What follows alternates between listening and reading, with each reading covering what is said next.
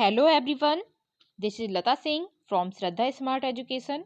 I am going to explain poem The Duck and the Kangaroo, class 8th from Honeydew Book. So let's start now.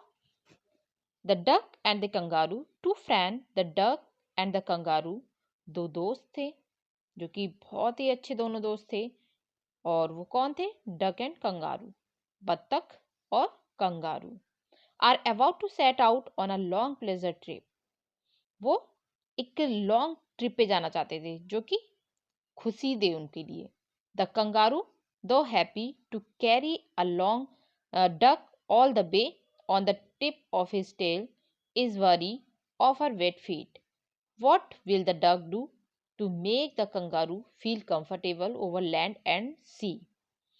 और ये जो poem है, ये जो कविता है, बहुत ज़्यादा हास्यजनक है लेकिन प्यारी भी है, जो एक बत्तख और कंगारू के बीच की दोस्ती को व्यक्त करती है। उसके जो झिल्लीदार पैर होते हैं बत्तख के, वो ठंडे और गीले होते हैं, लेकिन बत्तख ने काफ़ी देर तक सोचा और उसका वरी मीन्स होता है एक तरह से मतलब सावधान हो गई वो, और उसने फिर समाधान भी निकाल लिया कि वो अब मतलब जा सकती है उसके साथ। कंगारू अब उसे अपने साथ ले जाने के लिए भी तैयार है। So let us find out how they go about it. Said the duck to the kangaroo, "Good gracious, how you hop over the fields and the water too, as if you never would stop. My life is a bore in this nasty pond, and I long to go out in the world beyond. I wish I could hop like you," said the duck to the kangaroo. एक दिन बत्तख ने, जो बत्तख थी, duck थी, उसने kangaroo से कहा कि उसका जीवन इस तालाब में बिल्कुल ही नेस्टी पॉन्ड में बहुत ज़्यादा बोरिंग हो गया है और वो इससे आगे का संसार जो वर्ल्ड है वो देखना चाहती है। उसने कहा कि कंगारू बहुत ही ज़्यादा किस्मत वाला है कि वो हॉप कर कर फुदक फुदक कर जो फील्ड्स हैं और वाटर है, पानी है, देख सकता है। फिर उसने कहा कि काश वो भी उसकी तरह फुदक पाती। "Please give me a ride on your back," said the duck to the kangaroo. "I would sit quite still and say nothing but quack the whole of the long day through, and we would go to the Dee and the Jelly Wolly over the land and over the sea. Please take me on a ride, or do," said the duck to the kangaroo.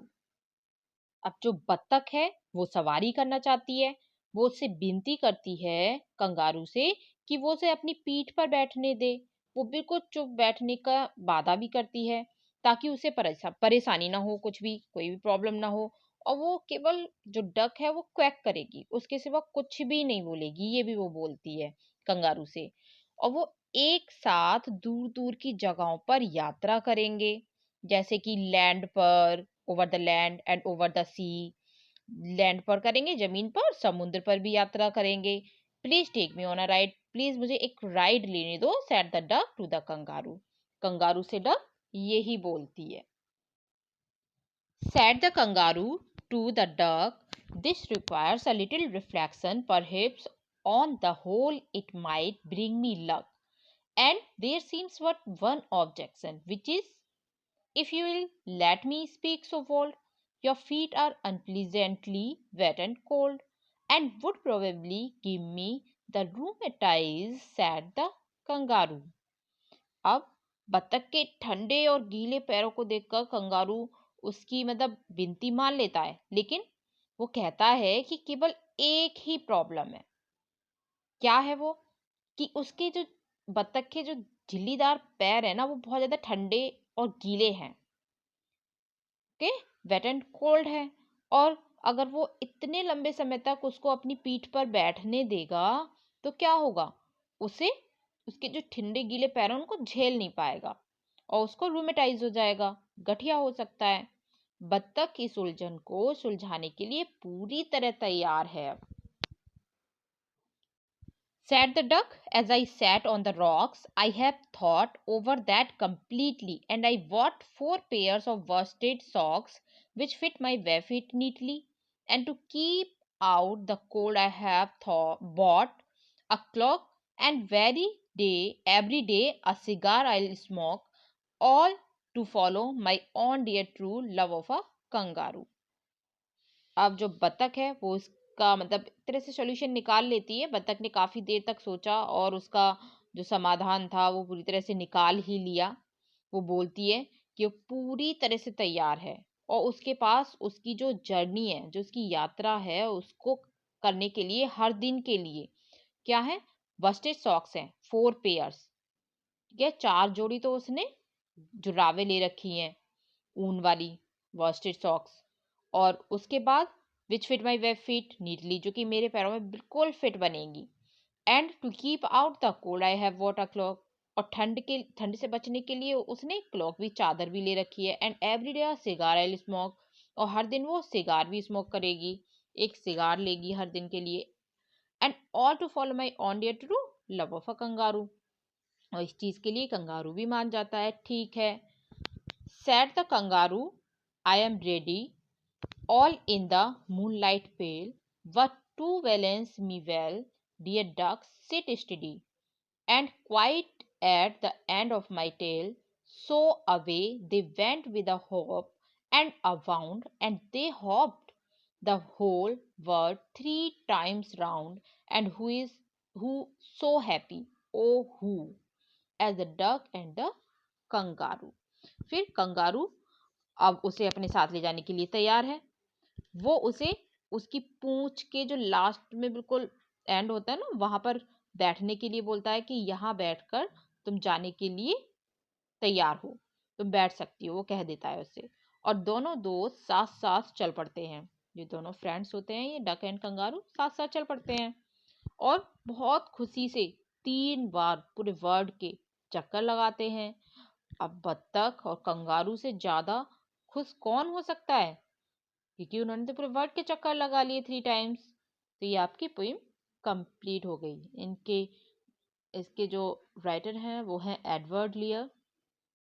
Glossary, worsted socks, worsted socks means होता है woollen socks. और poet इसके, आपको poet याद रखने हैं। Poet कौन है, Edward Lear. Okay, question first है, taking words that come at the end of lines, write 5 pairs of rhyming words, read each pair aloud। जैसे यहाँ पे एग्जाम्पल में दे रखा है, फॉर एग्जाम्पल पॉन्ड, ठीक है, पॉन्ड, बियॉन्ड। तो इसी तरह से आपको 5 पेयर्स राइमिंग वर्ड्स के लिखने हैं। Answer, 5 pairs of rhyming words are as follow: hop, stop, back, quack, duck, luck, reflection, objection, bold, cold। Question second में कंप्लीट द डायलॉग, डायलॉग्स को कंप्लीट करना है। तो फर्स्ट है duck, dear kangaroo why don't you, या dash करके दे रखा है। फिर है second, kangaroo with pleasure my dear duck, दो। फिर थर्ड है duck, that won't be a problem, I will. तो इसको आपको complete. Answer, duck dear kangaroo why don't you, तो give me a ride on your back. Kangaroo, with pleasure my dear duck, दो। Your feet are unpleasantly wet, क्योंकि आपके feet बहुत ज़्यादा unpleasant wait, गीले हैं, ठंडे हैं। आई माइट कैच रिमेटाइज, कि मुझे तो मतलब एक तरह से गठिया रोग हो जाएगा, ठंड हो जाएगी। Duck, that won't be a problem, I will wear worsted socks and cloak and smoke a cigar every day to keep out the cold। Question number third, the kangaroo does not want to catch rheumatism. Spot this word in stanza third and say why it is spelled differently. Why is it in 2 parts? Why does the second part begin with a capital letters? So आपको ये करना है question का answer number third. The word rheumatism is spelled differently and is in 2 parts so that it can rhyme with kangaroo in the following line. As a result of splitting the word into two and changing its spelling, roo rhymes with kangaroo. And the second part, metis, begins with the capital letter because it is the first word of the line in a poem. So every line begins with the capital letters even if it is in continuation with the previous line. Hence, this has been done in order to enhance the poetic effect of these lines. Okay आपको I hope समझ में आया होगा कि रू kangaroo से match करने के लिए, क्योंकि पोएम में पोइटिक लाइंस होती हैं, राइमिंग वर्ड्स होते हैं, तो रू का कंगारू से मैच हो गया। और जब हम फर्स्ट लाइन बिगिन करते हैं तो ऑलवेज कैपिटल लेटर से बिगिन करते हैं, तो मेटेज यहाँ पे। तो र्यूमेटिज मीन्स होता है गठिया रोग, जो ठंड वगैरह से हाथों में, मतलब हाथों में पैरों में जो गांठें दर्द करने लगती हैं, तो र्यूमेटाइज हो जाता है उसे। So we have completed this poem in this video. If you like this video, share, subscribe, comment, and don't forget to press bell icon. Thank you.